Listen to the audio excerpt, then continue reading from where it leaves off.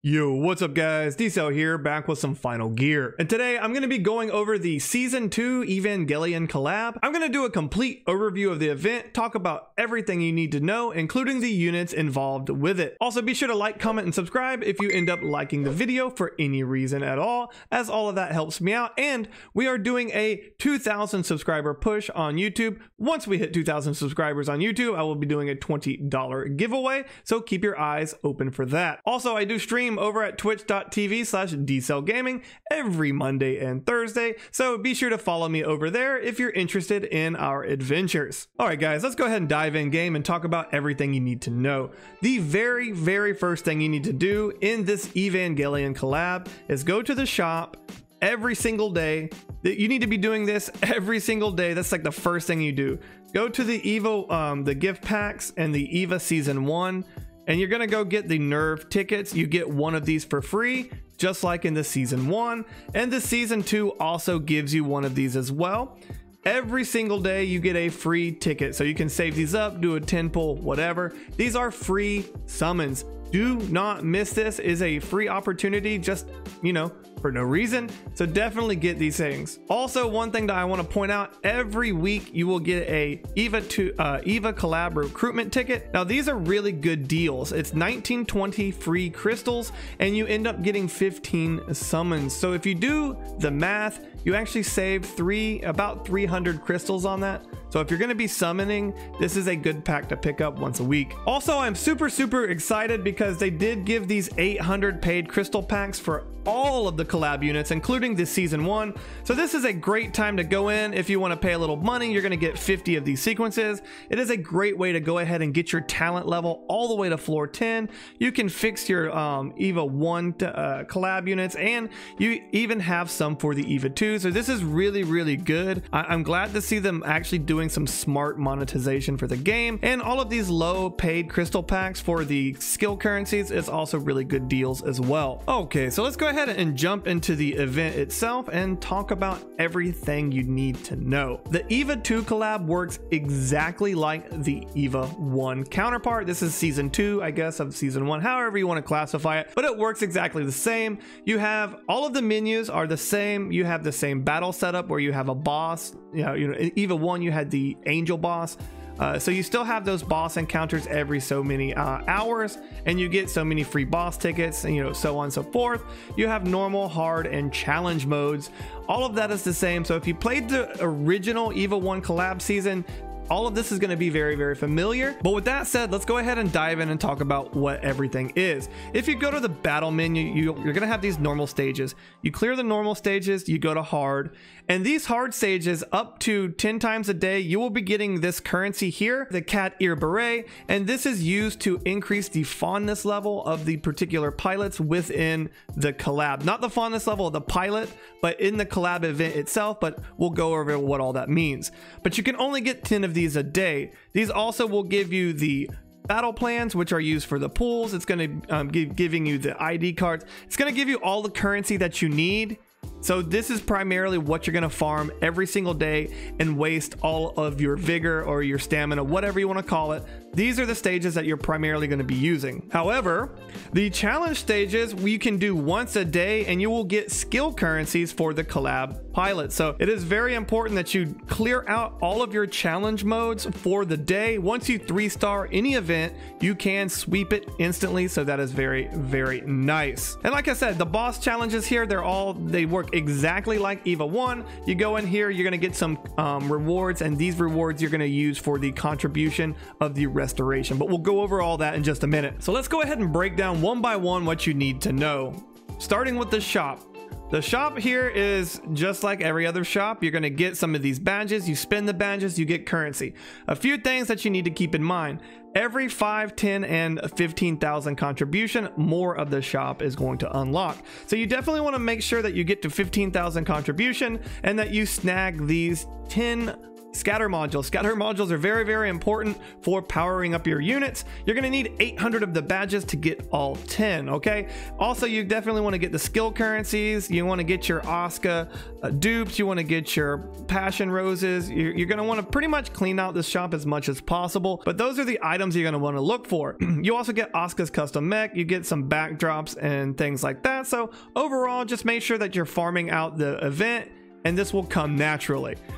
Do keep in mind these little bars up here at top are extra bonuses. So once you get to 5,000, 10,000, click on those little boxes so you get a little bit extra rewards. Next up is going to be the research, right? So the funny thing about this is if you played the EVA 1 collab, all of your research, it carries over to season 2. So as you can see, I'm already level 40, but that's because I was level 40. I had a max level of EVA 1, and now I have a max level of an EVA 2. So this is a little bit unfortunate because I'm not going to be able to get all of the daily requests done. However, the daily request for the research is just more research stuff, so I guess it largely doesn't matter. In fact, I kind of view this as a bonus because if you come with all level 40, you have all of the slots unlocked and you don't have to do that over again. So yeah, this here is where you're going to be farming out your crystals. You're going to be farming out your monoliths and stuff like that for your research. You're going to be farming out your sequences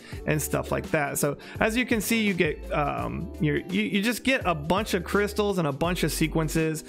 You're going to get these items here, the human instrumentality projects and the monoliths, the mysterious monoliths. These are for the researches. Now you do need 10 of the battle plans to go ahead and do one. So we'll do one now. We'll just do this one here. And as you can see, in 4 hours, I will get it. Now, if you didn't do this and you're doing all this for the first time, you're gonna have to go in and you're gonna have to use the currencies that you get from your dailies to go ahead and level up your research level. That'll give you more slots and more of the Magi system to unlock as well. So we'll go over that in just a bit. Next up is gonna be the EOD item or the supplies. Either one of these things that you click, it's gonna go to the same menu. It is the pool selection. Now, this is, in my opinion, the absolute best thing about the Evangelion collabs. You get an absolute ton of schemas. You get a ton of virtual implants and you get a ton of schemas. This is super, super important. Do make sure, even if you're a new player, make sure that you can at least do one hard mode mission. If you can do one hard mode mission, you can farm out this entire pool over the course of the next month, and you will get a ton of schemas. So do make sure that you're paying attention. Don't get discouraged, even if you're a new player and you're like, oh, I can't do the challenge modes or whatever. Still, go in, do your hard modes, get your supplies, and do your pools, because the schemas that you get and the implants that you get from this is absolutely amazing. Also, if you did miss Shinji's custom mech, you can get another copy of them as well. Next up on the board is going to be the mission menu. The mission menu is still laggy, but it doesn't seem to be as bad as the the season 1, but it is definitely some noticeable lag here. Overall, the event does feel a little better optimized. This is your daily, your weekly, and your overall event trophy system, right? So you're going to get your extra crystals, extra boss tickets, things like that. It's dailies, weeklies. I don't think there's really anything else to go over on this. You just do it. It's very intuitive. The one thing I do want to point out is do make sure that when you're doing your boss battles, equip your Rei, equip your Asuka, equip your, Shinji combo if you have them, or your Mari. All of the EVA 2, make sure you equip them because you do get extra rewards every so often. It's 2, 5, and 10, I believe. So you get extra backup powers, which give you more stamina for the event. You get some supreme sequences and you get some boss tickets out of it. So do make sure you're doing that so you're maximizing your rewards. Next up is the Magi system, the Magi system, Magi, whatever you want to call it. This is pretty self-explanatory as well. You're either going to be researching to get some of the research, like to the research times downgraded. They give you passive bonuses like here, boost attack when challenging the EVA event stages. So these are good for new players, but I don't really think veteran players are going to need need this system very much at all, if I'm being honest, because you're gonna have enough power to just brute force your way through these events anyway. But this is good for newer players or mid-level players who need that extra little passive buff. So overall, it just gives you something extra to do. Do fill it out. You're gonna need to research, get your research level up if you want to really fill everything out. But overall, I don't think this is very necessary if you're a veteran player, but good for new players. Next up on the list is going to be the combat prep room. Now the combat prep room is where you spend that cat ear currency that you get, and this is going to boost up your fondness levels. So every 10, 20, and 30 fondness levels, you'll get a little bit of extra rewards. So that's basically what you're doing here. As you can see, I do have my Ray tentative name fondness all the way maxed out to level 30. However, do keep in mind that the Shinji, Kaoru, and Ray aren't the only ones here. There is a toggle switch up there at the far right where you can go to another screen, and that's where Asuka and Mari is going to be. So just to show you how it works, you go into the mood, you get your 10, you send them gifts like so, you tap on that item and you get your reward. So do make sure that you're doing this. You get 10 a day, so it's going to take you about 2 weeks to get them all done, so just keep that in mind. And the last thing about the event is going to be the region restoration. So the region restoration is a server-wide collective event, right? You're gonna get extra unlocks for 5, 10, and 15,000 contribution. This is how you unlock more of your shop, and it's also where you spend your boss currency at. This is a collective thing, so do keep that in mind. The idea is to get 100% on each one as a server, and you're gonna get extra skill mats and some boss tokens. So there's not much reason to go over 100%, and I'll show you what I mean. So if you go into the supply donation, you do see that the rewards are titles. So you do get ranks based on your contribution, but you don't want to go too high too far, because that means the 2nd, 3rd, 4th, and 5th region restorations, we might not get a full restoration out of it. So, you know, it's kind of a collective effort. So right now there's no real reason for me to just keep dumping more because we've already got 100%. So as you can see, I'm still saving up my donations for like another event, or the next region, I mean. So yeah, I could go in and I could dump some more, but there's no real reason for me to, because even if I dumped it all, I would still be at about 10,000, and I'm not really going to get a very big rank anyway. So it's better to just go ahead and save and use it for the next region so we can get more rewards as a whole. So yeah, as a whole, I am super excited about this event. It's going much better than the EVA 1. We have a lot more monetization options. We have a lot more options in general. Feels better optimized. There are some bugs around it, but in general, this is a great event, and if anything, you can get a ton of skimmas from it. Okay, so the next thing on the list to talk about would be the core challenges. So let's go ahead and bring up those. Now these I'm not going to go over very much because this is very intuitive. You just go in, you know, players reach level 20, 30 offensive bounties, etc, etc. All of this is very self-explanatory. This gives you more battery powers, which is going to give you more stamina or vigor for the event. It's going to give you some extra bonuses as well. The funny thing about this is all of the progress from EVA 1 actually carries over to EVA 2, and there was a bug involved. If you've noticed, even on day 7, 8, 9, 10, all of my things were claimed.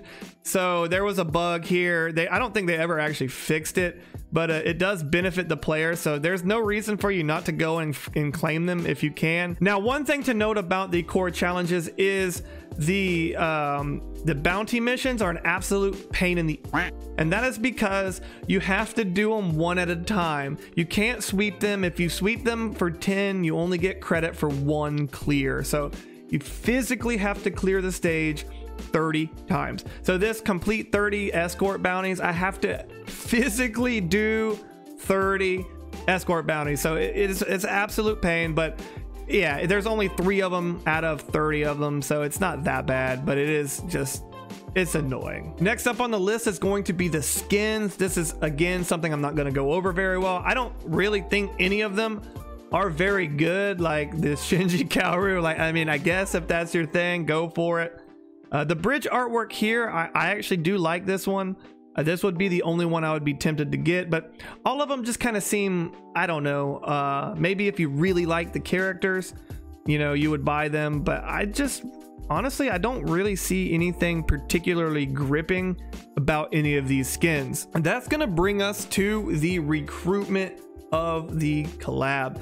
They finally did something smart and released all of the collabs right off the bat, which means we have the entire month to get all of the units. None of that BS where you only have 1 week to get 1 unit, or 2 weeks to get 2 units or whatever, and then 2 weeks to get the other 2 units. None of that BS. They're all there right off the bat. So we have the entire event to get the unit we want. Also, they did the same thing with the season 1 reruns. We have all 4, all event long. So if you want to get your extra sequences for the EVA ones to finish them out, get them 6-star floor level 10, this is a great way to do it. I'm not gonna really be doing a complete in-depth guide on these units as I normally do, and that is because all 3 of these units are really good. There is no real reason for you not to pull at least one unless you're just saving or don't have the crystals or whatever. All of these are S tier units in our current state of global. So what I'm going to do is tell you what each one brings to the table to help you decide which one you should pull. Starting with Ray. So Ray, tentative name. I don't know why she doesn't have a name. Like, at least Mari is Dynamite Shooter and Asuka is, you know, Beast of Flames or whatever, but whatever. So for now, we're just going to call her Ray 2. So Ray 2 is primarily a PvP unit. She has a mechanic where she can deal extra damage on hit, and she also can bypass shields with her counter attack mechanic, right? So her counter attack happens instantly if you have a function assist chip. I believe that's an 85% chance. So yeah, in PvP, she is quite the monster. And because she has an 85% to directly attack with the counterattack, the counterattacks are instant, right? And it will go straight through shields. She will melt down high attack units like Tasia and Virate, for example. So in PvP, she's an absolute monster. In PvE, she is technically the weakest option, but she still can put out very, very good DPS. Compared to most of the DPS options that we have. She's still going to be outshined by like probably like Nova, Blade, and Calamus. Those units are definitely going to be doing more PvE damage than Ray, as well as Mari and Shinji and Kaoru. They're going to be doing more damage than her as well as far as PvE goes. Next, we're going to talk about Mari. Mari, the Dynamite Shooter. She's going to have better PvE damage, and she does have some utility in PvP as a sniper. The big thing with Mari to understand is she does have a little bit of high gear interruption, but the main thing she brings to the table is very high stable damage for a sniper unit, right? So she has very high DPS and she's a sniper, so it's a very good position for her to be in. So yeah, if you're looking for a sniper or you want someone who has higher PvE damage, you're gonna want to go for Mari over Ray. And then Shinji Kaoru is another primarily PvE option. This guy brings an AoE DPS to the table, which is something that we don't have a lot of. So he's a good pickup if you're looking to do an area-wide damage, right? So he has very good DPS as well, and he has that AoE. So do you want high gear interruption or do you want that AoE damage? That's kind of what you're looking at between these 3. One's a PvP niche, 1 and 2 have their niches in PvE. One thing to keep in mind about these collab units, they will get power crept. Every single one of them, all of them are going to get power crept.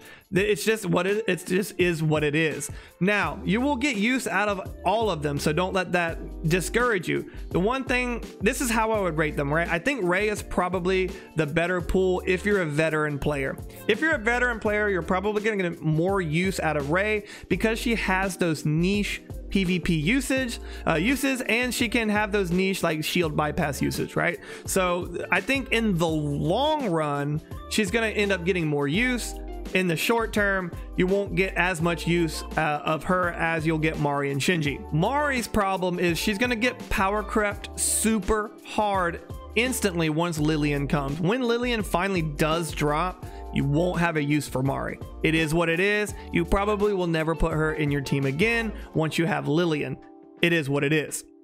Shinji Kaoru will most likely always have that niche PvE use when you want to just mow down a bunch of units, a bunch of fodder. He's got that AoE, so he'll always have that niche to him, and he does solid PvE damage as well, and it'll be a little bit longer before he gets power crept other than Mari. I think Mari's most likely going to get power crept first, then Shinji and Kaoru, and Rei's going to get power crept in PvE like almost immediately, right? She already does less damage than Blade or Calamus, for example, but her PvP utility will be off the charts. But hey guys, that's just my thoughts on things. Let me know in the comments down below, what do you think about the EVA 2 collab? Are you having fun with it? Are you disappointed? Did you pull for a unit? Let me know all that in the comments down below. I would love to hear your thoughts. Me personally, I am having a fantastic time. I love my Rei. She is so fun to use in PvP. Overall, I did end up getting Mari from the advance, so I'm probably going to be building her up slowly as well. And I'm thinking very, very heavily about fixing my EVA 1 Kaoru. So overall, I'm having a blast with this game. All right, guys, thanks for watching. And as always, have a great day. Be safe out there, and I'll see you in the next one.